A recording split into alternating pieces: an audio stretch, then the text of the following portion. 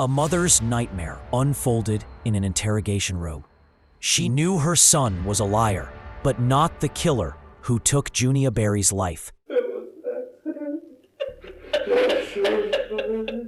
I need to know. It's okay. I want to know the truth, okay? The brutal reality was confirmed by the killer describing the frenzied attack. I noticed you finally had a knife. I kept stabbing and stabbing. The footage reveals the most horrific crime these detectives had ever seen.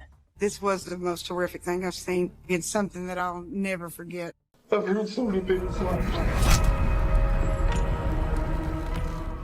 At 4 a.m., a frantic call signaled the start of a nightmare on Redora Drive. Knox County 911. Hey, yes, why don't you remember at Cedar Bluff Road? Mm-hmm. There's a man that just walked in the store. He's heavily bloodied. Looks like he's been in a fight. Does he need an ambulance? Yeah, that's what he said. Jason Amami stumbled into a convenience store, barefoot and bleeding, claiming his roommate, Junia Berry, was still inside with the killer. I just felt somebody stab me right in my chest. Somebody stabbed you? Me in my face. And that's the first thing I did was get up and run. His roommate's still in there. Apparently somebody broke into his house. Is his roommate okay? He doesn't know. He was screaming very loud. Deputies rushed to the apartment, finding Junia near the front door. She had been stabbed over 25 times and was barely clinging to life. Junia made some noises, but never spoke, dying in the ambulance just minutes away from the hospital. I'm thinking, how could one human being do this to another human being? Detectives tried to interview a neighbor who heard banging, but he hadn't seen Junia collapse out of sight near his door. The apartment was a horror show, blood everywhere, evidence of a savage attack. There was blood in not only in Jonna's bedroom, Jason's bedroom, blood in the living room, blood on the back door, blood out the back of the apartment going down the stairs. Looked like there had been some type of fight in Jonna's bedroom. The murder weapon was found in the wreckage, a bent kitchen knife from the home's own matching set, its handle shattered from the force. The sheer number of wounds proved the attack was personal, not just a quick robbery. The name of me was just trying to survive, and I would think that most people would want to get away from whatever's happening to them. But we also wondered, why did the attacker let him get away? How did she not get away if he was able to get away? That raises a red flag, that Jason was able to get away. Plus, there was no forced entry into the apartment. Junia's family immediately doubted Jason. The knife belonging to the apartment only fueled their suspicion that a random intruder was unlikely. Knew right away that the knife came from inside the home. It was part of a matching set that was from the kitchen. The intruder theory was collapsing. Investigators focused intensely on Jason Amami. Jason was brought in for questioning, consistently denying any chemistry or dating history with Junia. He then told a chilling story of waking to screams and confronting a shadowy figure. He was on top of me.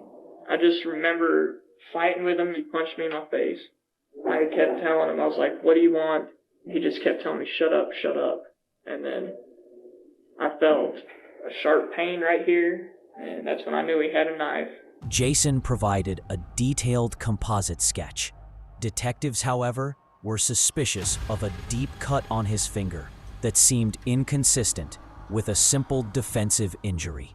Did he stab Jonna and his finger slide down the knife and cut his finger? Or was it an actual defensive wound that he sustained during the fight?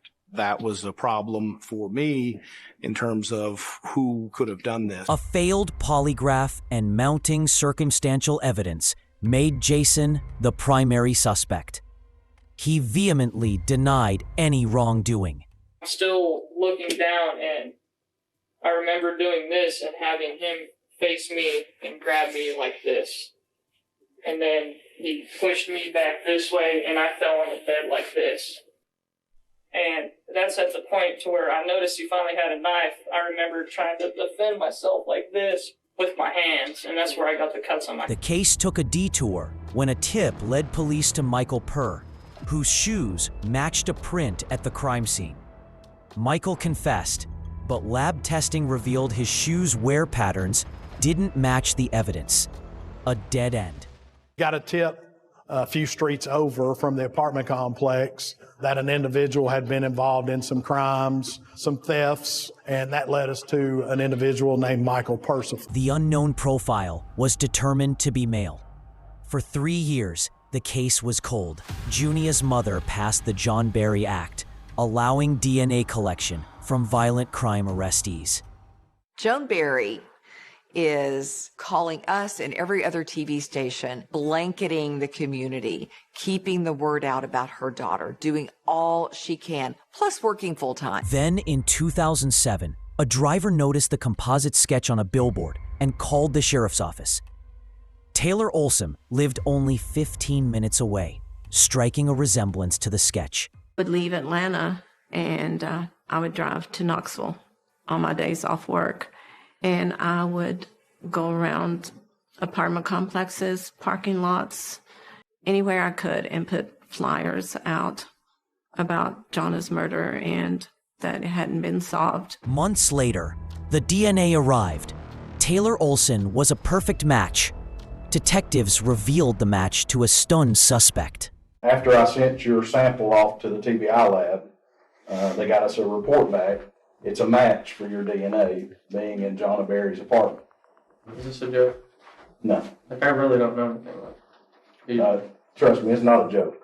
Is there any reason that you can explain your blood being in Jonna Barry's apartment? Over 3 days, Taylor's story broke down, shifting from denial to claiming a complete memory blackout. I don't know. You do know, Taylor. Well, obviously, I killed some person.